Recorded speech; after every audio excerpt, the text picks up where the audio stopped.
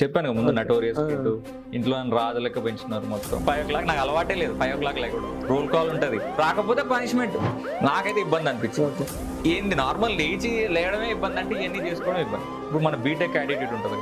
అవన్నీ అక్కడ ఉండవు ఫుల్ స్ట్రిక్ట్ ఉంటుంది ఒకటే లైన్లో నడవాలి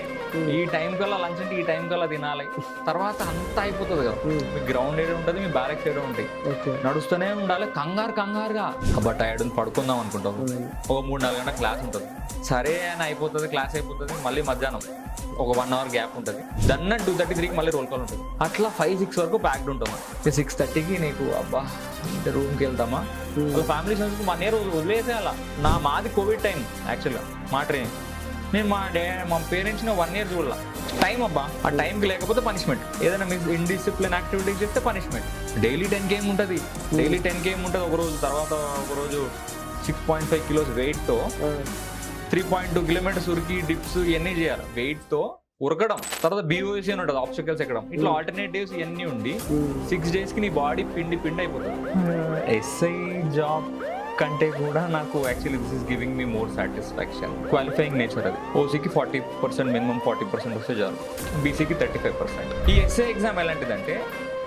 దీంట్లో యావరేజ్ ఉన్నారనుకోండి వాళ్ళు టాపర్స్ అవుతారు 1000 rupees అప్లికేషన్తో జాబ్ కొట్టడం బెటర్ అంటే అందరు గంటలు చదువుతుంటారు 2 hours ఒక సబ్జెక్ట్ 200 marks ఇంకో 2 hours ఇంకో సబ్జెక్ట్ అంతకుమించి ఏం అవసరం లేదు నెగిటివ్ మార్కింగ్ లేదు క్వాలిఫైయింగ్ నేచర్ ఉంటే ఖచ్చితంగా ఈ ట్రిక్ ఫాలో అవ్వాలి ఎందుకంటే మేము రిజర్వ్ గ్రీన్ పట్టి ఉంటుంది మరి ఏముంటుంది అరే నేను గవర్నమెంట్ జాబ్ కొట్టాలి గ్రాడ్యుయేషన్ అయిపోయి డిగ్రీ అయిపోయి జాబ్ లేకుండా చదివేటోళ్ళు ఉంటారు అరే నేను జాబ్లో సాటిస్ఫై అవ్వట్లేదు గవర్నమెంట్ జాబ్ అయితే బెటర్ అనుకునేటోళ్ళు ఉంటారు ఎవరైతే అంటే కొంతమంది చెప్తారు నేను 10 hours చదివాను 12 hours చదివాను మైండ్ అంతా పనిచేయదేమో నాకు అనిపిస్తుంది నా పేజ్లో నేను చెప్పేవన్నీ రిఫైన్డ్ పాయింట్స్ నోటుకు వచ్చింది ఏదో ఎట్లా అని కాదు పోస్టర్లు చూసినా కానీ నేను సినిమా పోస్టర్లకి దండలు వేసుకుంటూ గొడవలు లేకపోతే ఇట్లా కొంచెం బాగా నటోరి వేసుకుంటూ ఉండేవాడిని అంటే అందరు అంటుంటారు అంటే 100K ఉంటే లేకపోతే 150K ఉంటే ఇంత డబ్బులు వస్తాయా